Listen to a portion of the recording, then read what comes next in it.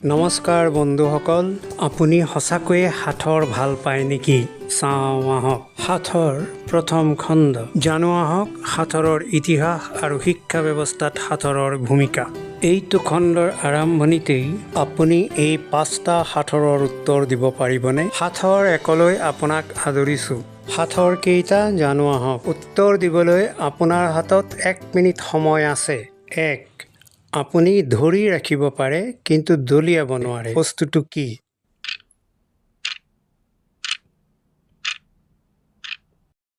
উত্তৰ ঠাণ্ডা। দ্বিতীয় সাঁথৰ। এটা চকু থকা বস্তু কি যিয়ে দেখা নাপায়?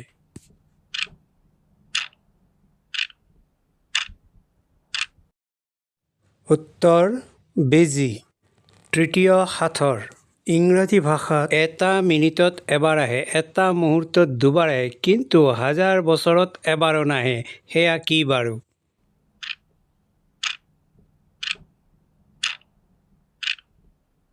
উত্তৰ ইংৰাজী এম আখৰটো। চতুৰ্থ সাঁথৰ। মই সকলো ঠাই ঘূৰি ফুৰিব পাৰোঁ, কিন্তু মোৰ নিজস্ব চুক এৰি নাযাওঁ। মোৰ নাম কি বাৰু?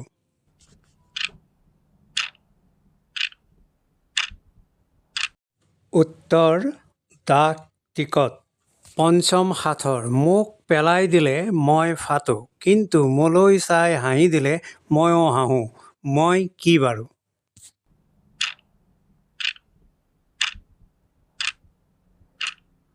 উত্তৰ আইনা। কেনে লাগিল সাঁথৰ কেইটা? আপুনি ভবা উত্তৰ শুদ্ধ আছিল নেকি? কমেণ্টত লিখক কিমানটা সাঁথৰৰ সঠিক উত্তৰ আপুনি পাইছিল। এইখিনিতে সাঁথৰৰ ইতিহাস আৰু শিক্ষা ব্যৱস্থাত সাঁথৰৰ ভূমিকা সম্পৰ্কে কিছু কথা পাতোঁ আহক। সাঁথৰৰ উৎপত্তি কেতিয়া হৈছিল? আপুনি জানেনে সাঁথৰৰ উৎপত্তি প্ৰাচীন মিছৰ আৰু গ্ৰীচত হৈছিল। সেই সময়ত সাঁথৰ মাথো বিনোদনৰ বাবে নহয়, মানুহৰ চিন্তা শক্তি আৰু বুদ্ধি পৰীক্ষা কৰাৰো এটি উপায় আছিল। ভাৰত আৰু অসমৰ সাঁথৰৰ ইতিহাস।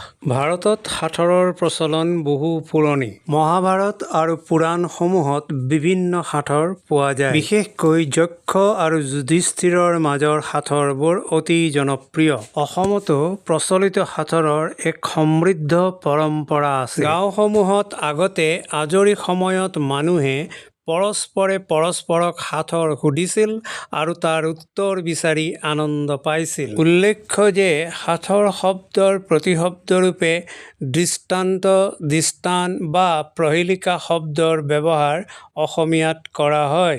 বৰ্তমান কোন দেশত সাঁথৰ অধিক জনপ্ৰিয়? আজিৰ সময়ত জাপান আৰু ফিনলেণ্ডত সাঁথৰ আৰু লজিক গেমসমূহ অতি জনপ্ৰিয়। সাঁথৰ আৰু শিক্ষা ব্যৱস্থা। ভাৰতে জাপান আৰু ফিনলেণ্ডৰ পৰা কি শিকিব পাৰে? জাপান আৰু ফিনলেণ্ডৰ শিক্ষাত সাঁথৰৰ গুৰুত্ব। আপুনি জানেনে জাপান আৰু ফিনলেণ্ডৰ শিক্ষাৰ অংশ হিচাপে সাঁথৰ আৰু লজিক গেমসমূহ দিয়া হয়, যিয়ে শিক্ষাৰ্থীৰ জটিল চিন্তা শক্তি আৰু সমস্যা সমাধান ক্ষমতা উন্নত কৰে। ভাৰতৰ শিক্ষা ব্যৱস্থাত সাঁথৰৰ স্থান। ভাৰতত যদিও গণিত আৰু বিজ্ঞানত লজিক ভিত্তিক প্ৰশ্ন থাকে, তথাপিও শিক্ষাৰ মূল অংশ হিচাপে সাঁথৰৰ ব্যৱহাৰ এতিয়াও যথেষ্ট সীমিত। যদি সাঁথৰক শিক্ষাত অন্তৰ্ভুক্ত কৰা হয়, তেন্তে শিক্ষাৰ্থীয়ে পাঠ্যপুথিৰ বাহিৰেও বুদ্ধিৰ খেলৰ যোগেদি অধিক শিকিব পাৰে।